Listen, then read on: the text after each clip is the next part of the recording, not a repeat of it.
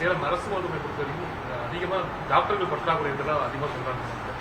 அதுக்கு என்ன பண்ணணும்? இல்லை, இன்னும் அதெல்லாம் கேட்கல. வந்தோடனே ட்ரீட்மெண்ட் பார்த்தேன், மீதி மக்களிடம் குறைகளை கேட்டேன், அதை மட்டும் தான் கேட்டிருக்கேன். இனிமேட்டு உள்ள என்ன இருக்குன்னு பார்க்கலாம். அதுக்கு மாண்பு சுகாதாரத்துறை அமைச்சர் அவர்கள் இருக்காங்க, அவங்களும் வருவாங்க. நான் இந்த மாவட்டம் சேலம் மாவட்டம் தெற்கு சட்டமன்ற தொகுதி வேட்பாளர் அமைச்சர்கள் மூலம் நானும் அது என்னன்னு கேட்டு தெரிஞ்சுக்கிட்டேன். அதை அவங்ககிட்ட தமிழக முதலமைச்சர் மாண்புமிகு தமிழக முதலமைச்சர் அவர்கள் எடுத்து சொல்லி அதுக்கு என்ன தேவை பண்ணுவேன். உணவகத்துல இப்போ உணவு சாப்பிட்டீங்க, அந்த உணவு தரமா இருக்குல்ல, ஏதாவது குறைபாடுலாம் இருக்கு அம்மா உணவகத்துல உள்ள அரசு மருத்துவமனையில? நல்லா இருந்தது. என்னை பொறுத்து நல்லா திருப்தியாக தான் சாப்பிட்டேன். சும்மா கொஞ்சம் எடுத்து சாப்பிடலாம் இல்லை, அவங்க என்ன அளவு குவான்டிட்டி கொடுத்தாங்களோ அந்த அளவு சாப்பாடு சாப்பிட்டேன். நல்லா இருந்து கொஞ்சம் தயிர் சாதம் சாப்பிட்டேன். கொஞ்சம் தயிர் மட்டும் நல்ல சுவைக்கு இல்லை, பசிக்குன்னா போதும், சுவைக்கு வேணா கொஞ்சம் தயிர் வேணும், அவ்வளோதான். அவங்களுக்கு தேவையான பொருட்கள் எல்லாம் தட்டுப்பட்டு கொடுக்க ஏதாவது கேட்டாங்களா, கோரிக்கை வச்சிருக்காங்களா? இல்லை, ஏதாவது தேவையான கேட்டால் எதுவுமே இல்லை. ஏதாவது நிறுத்தி போட்டீங்களான்னு கேட்டால் இது வரைக்கும் அந்த மாதிரி எந்த குறைகளும் இல்லைனாங்க. உள்ளே போய் பார்த்தா எல்லாம் சுத்தமாகவே இருக்குது, எந்த குறையும் இல்லை. தண்ணீரும் வருது, கை கழுவு தண்ணீர் நல்லா இருக்குது, உள்ள எல்லாமே சுத்தமாகவே இருக்குது. இது நான் சொல்லி வைத்து விட்டு வரவில்லை, திடீரென்று எனக்கு தோணுச்சு. இப்போ நேரம் கிடைச்சிது, நாளைக்கு சென்னை கிளம்பும் நேரம் கிடைச்சது. அந்த கிடைத்த நேரத்தில் இந்த மருத்துவத்துக்காக வந்தேன் ஒழிய இதை ஆராய வேண்டும் என்ற நோக்கத்தோடு நான் வரல. போக்குவரத்துறை அமைச்சர் நீங்க தான். அதாவது தேர்தல் வாக்குறுதியில பெண்களுக்கான இலவச பயணம் குறித்து அறிவிக்கப்பட்டது. அதற்கான திட்டங்கள் ஏதாவது இப்ப தொடங்கப்பட்டிருக்கா? இதற்கான பணிகள் தொடங்கி இருக்கீங்களா? அதற்கான பணிகள் தொடர்ந்து ஆலோசனை எல்லாமே நடந்துகிட்டு இருக்கு. கூடி சீக்கிரம் மாண்புமிகு தமிழக முதலமைச்சர் அவர்கள் அறிவிப்பார். வேலூர் பக்கத்துல குறிச்சி பக்கத்துல ஒரு மலை கிராமம் இருக்கு. அங்கே வந்து ஒரு 2 கிலோமீட்டர் தூரத்துக்கு பேருந்து வசதி இல்லை அப்படின்னா அந்த கிராம மக்கள் வந்து மலப்பாடி அந்த கிராம பேர் அங்கே வந்து இந்த பேருந்து வசதி வேணும்னு கோரிக்கை வச்சுருக்காங்க. நீண்ட காலமாகவே வந்து மனுலாம் கொடுத்துருக்காங்க. அந்த கிராமத்துக்கு பேருந்து வசதிகள் ஏற்படுத்தி தரதுக்கு ஏதாவது நடவடிக்கை எடுக்கணும்? இல்லை, அது மட்டும் இல்லை, ஒரு சில இடங்களில் ஒரு சில கிராமங்களில் அந்த மாதிரி சிட்டிக்கும் கிராமத்தையும் கனெக்ட் பண்ணுறதுக்காக இணைப்பதற்காக பேருந்து வசதிகள் இல்லைன்னு சொல்லியிருக்காங்க. இதை மாண்புமிகு தமிழக முதலமைச்சர் கவனத்துக்கு கொண்டு போயிருக்கோம். அதுக்கான மீட்டிங் நடந்து முடிஞ்சிருக்கு. கூடி சீக்கிரம் அறிவிப்பு வெளிவரும். புதிய பேருந்துகள் வாங்குவதற்காக அதுவும் திட்டங்கள் போயிட்டு இருக்கு, நடந்துகிட்டு இருக்கு. புதிய பேருந்துகளும் வரத்துக்கு வாய்ப்பு வரப்போகுது சொல்லியிருக்காங்க, வரும்.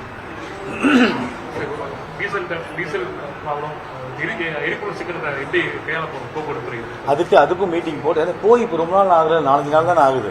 என்னென்ன வேணுமோ பாருங்க. இப்போ ஒரு பயணிகிட்ட நேரடியாக போய் குறைகளை கேட்கறோம், என்ன குறைகள் கேட்டோம், அவங்க சொன்ன குறைகள்லாம் சொன்னாங்க. ஒன்று சின்ன குறைகள் சொன்னால் அப்பயே உடனே அந்த ஸ்பாட்ல உடனே ரெடி பண்ணி கொடுத்தோம். எல்லோ கலரில் போடாதீங்க, இப்போ தூரத்தில் வரும்போது படிக்க முடியலன்னு சொன்னாங்க, கிரீன் ரேட்டை மாற்றி விட்டோம். அந்த மாதிரி சின்ன குறைகள் சரியா அந்த வாயில் கதவுகள் உடனே மூடுறாங்கன்னாங்க, அதை சொன்னோம். மரியாதை குறைவாக பேசுறாங்கன்னு அவர்கள் ஒரு சில பேர் சொன்னாங்க. உடனே இவங்களை கூப்பிட்டு அதுக்கான அறிவுரைகள் சொல்லியிருக்கோம். அந்த மாதிரி ஒவ்வொரு நாளும் என்ன விபத்து என்ன வந்தாலும் சரி அதை உடனே முதல்வர் கவனத்துக்கு கொண்டு போயிட்டு இருக்கோம். அரசு பேருந்துகளுடைய இந்த பராமரிப்பு குறித்து எப்போ ஆய்வு செய்ய போறீங்க? நிறைய பிரச்சனைகள் அரசு பேருந்துகளில் வந்து சரியான பராமரிப்பு இல்லைங்கிற குற்றச்சாட்டு. அதுவும் சென்னையில் போய் அந்த பனிமலையில போய் பராமரிப்பு என்ன நடந்திருக்கு அதையும் பார்த்துட்டு வந்திருக்கேன்.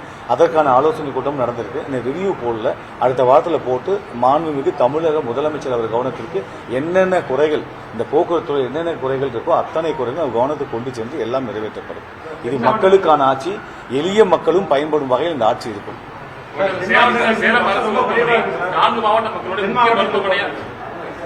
சொல்லுங்க. தென் மாவட்டங்கள் போறது பஸ் ரொம்ப குறையாக இருக்குன்னு சேலத்துல எது பெரும்பாலும் பஸ் அதான் சொன்னேன். ஒவ்வொரு குறைகளாக கேட்டு அறிஞ்சு அதெல்லாம் ஒன்றா தொகுத்து ரிவ்யூ மீட்டிங் வச்சு அதற்கான வரைமுறைகள் என்ன பண்ணலாம் கேட்டு அறிந்து மாண்புமிகு தமிழக முதலமைச்சரிடம் இந்த கோரிக்கைகள்லாம் கொண்டு போய் செய்து அதை நிறைவேற்றானே ஆகணும். அதுதானே அரசு அமைச்சிருக்கோம். மக்களுக்கு செய்ய வேண்டியதான் இந்த அரசு வந்திருக்கு. அப்ப ஒவ்வொன்றா செஞ்சுதான் ஆகணும். இப்ப இவங்க சொல்லி செய்யணும் இல்ல, ஒவ்வொரு நாங்களே போய் பார்த்துட்டு இருக்கோம். இந்த 4 நாட்கள் போய் பெருசா ஒன்றும் பண்ண முடியாது இல்ல. இந்த அளவுக்கு ஒரு நாள் கூட ஓய்வு இல்லாம ஓடிட்டு இருக்கோம். எல்லாருமே பாருங்க, எல்லா அமைச்சரும் சரி, நான் மட்டும் இல்ல, எல்லா அமைச்சரும் நீங்க எடுத்து பாத்தீங்கன்னா ஓய்வு இல்லாம ஓடிட்டு இருக்காங்க. மக்களுக்காக பணியாற்றி கொண்டிருக்கிறார்கள். இது மக்களுக்கான அரசு. சேலம் சூப்பர் ஸ்பெஷாலிட்டி மருத்துவமனை இங்க ஏழை எளிய மக்கள் தான் வராங்க. அவங்களுக்கு தரமான சிகிச்சை வழங்குறதுல எந்த மாதிரி ஐயா இது வரைக்கும் எப்படி வச்சு எனக்கு தெரியாதுங்களா. இதுக்கு மேல எல்லாமே மாற்றமா இருக்கும், நல்லா இருக்கும். இது மக்களுக்கான மருத்துவமனை. நானே வந்திருக்கேன், மக்களால் தேர்ந்தெடுக்கப்பட்டவன் நானே இங்க வந்து மருத்துவம் எடுத்திருக்கேன். எனக்கு சரியா இருக்கு, போதிய வசதிகள் எல்லாம் இருக்கிற மாதிரி தான் இருந்து சில குறைபாடு இருக்கு. அது முதல்வரிடம் சொன்னேன், இந்த மாதிரி நான் நிறைவேற்றலன்னு சொல்லிட்டாங்க. அவ்வளவுதான். எடுத்தவொன்னு அவங்களுக்கு போய் குறையா சொல்ல முடியாத. ஒவ்வொரு மக்களும் அவங்களும் வந்து பார்க்கட்டும். நீங்க வாங்க முதல்ல. பத்திரிகைகள் எல்லாமே இங்க வந்து மருத்துவ வசதிகள் உங்களுக்கு தேவை என்றால் இறைவனர்களால் எந்த குறையும் இல்லாம நல்லா இருக்கும். அப்படி தேவை என்றால் இங்க வந்து பாருங்க, அப்பதான் நம்ம சொல்ல முடியும். மக்கள் சொல்றாங்க, இவங்க சொல்றாங்க, அவங்க சொல்றாங்க, அது எதுக்கு மக்கள்கிட்ட கூட குறைய கேட்டு சொன்னேன். எச்சு துப்புறாங்க இங்க ஒரு குழந்தைய மாதிரி எச்சு துப்புறாங்க. சிந்திரி ஒரு குழந்தை கழிச்சு உங்க பேரண்ட்ஸ் கூப்பிட்டு சொன்னேன், இந்த மாதிரி பண்ணாதீங்க, உங்க வீட்டுல இந்த மாதிரி பண்ணீங்களா விடுவீங்களா? என்னைக்கு பொது சொத்தை தன் சொத்தாக இந்த நாட்டு மக்கள் மதிக்க வேண்டும். என்னுடைய கோரிக்கையே அதுதான். ஒரு பஸ் இருந்தா கூட அந்த பஸ் நீங்க எச்சு துப்பாதீங்க, பொருளை போடாதீங்க, அதை ஒரு டஸ்ட்பின்ல போடல எடுத்து வைங்க, வெளியே போய் குப்பையில போடுங்க. நீங்க எல்லாமே நாட்டு மக்கள் அத்தனை பேரும் ஒத்துழைத்தால் தான் நல்லதே நடக்கும். நீங்க எல்லாமே செய்ய முடியும். எல்லாமே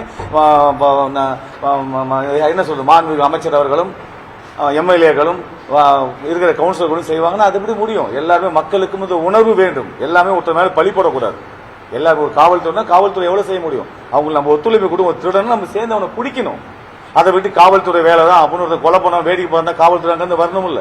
மக்கள் இனி பாருங்க, இனிமேல் எப்படி இருந்தீங்களோ தெரியாது. மக்கள் கூட்டமாக ஒருவருக்கு பிரச்சனை என்றால் எல்லாருமே ஒன்று சேர வேண்டும், நல்லதுக்கு ஒன்று சேர வேண்டும். அந்த மாதிரி இருங்க. நான் ஏற்கனவே சொன்னதான், எங்க தெருவில் நடந்து போகும்போது ஒரு காலத்தில் எங்க அப்பா வெளியே உட்கார்ந்து இருப்பாரு. யாரோ ஒருத்தர் போனா யாரு எங்க போற, யார் வீட்டு பையன் கேட்பாரு. இன்னைக்கு அப்படி கேட்க முடியுதா? இல்ல. அப்போ தைரியமா இருப்பாங்க எல்லாருமே. அப்போ ஒண்ணு சேருங்க, ஒண்ணு சேருங்க. மக்கள் ஒன்றிணைய வேண்டும். மக்கள் கேட்கணும், உன் குறைகளை கேளுங்க. நீங்க பத்திரிகைகள் கேட்கறீங்கல்ல, கேள்வி கேட்பது உங்களுக்கு தயவு செய்து கோச்சிக்காதீங்க. இப்படி பேசுறது கேள்வி கேட்பது மட்டும் உங்களுக்கு உரிமை அல்ல. அந்த குறைகளை நீங்களே நான் எப்படி வந்து அனுபவிச்ச மாதிரி அனுபவிச்சு சொல்லுங்க. அதான் சரியா இருக்கும். தப்பா நினைச்சுக்காதீங்க. உண்மையிலே உங்க சகோதரன் சொல்றேன். நன்றி.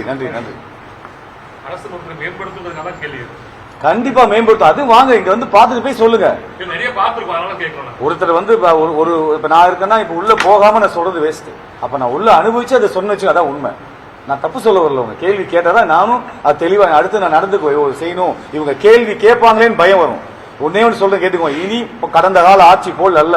நான் வந்து சுழல்களுக்கு போட்டு அந்த வண்டியில போனா கூட மக்கள் நவர மாட்டாங்க. நான் ஓட்டு போட்டு ஜெயிச்சேன்னு அந்த தைரியம் மக்களுக்கு வந்து விட்டது.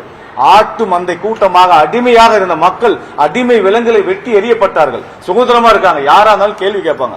எல்லாருமே சரி. இந்த மக்களுக்கு பயந்தாக வேண்டும்.